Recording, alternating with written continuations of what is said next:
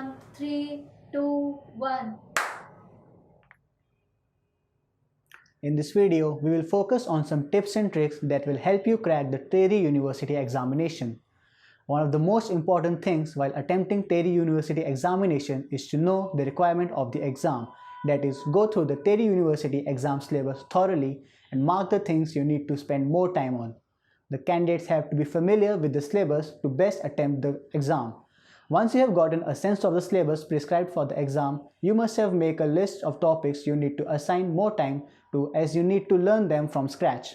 Always remember to start your preparation by studying the topics you are most unfamiliar with so that you have enough time to revise them in the end. After making the list, you must stick to your schedule and make sure that you do not skip any day without studying. Even if you are not able to do all the topics assigned to the particular day, at least do a little bit so that you don't feel the burden in the end.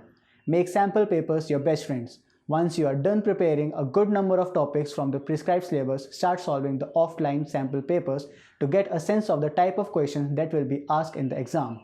For online paper, you can check the Prep Guru app by Youth for Work designed specifically for this purpose. The link of the app is given in the description. If you value the content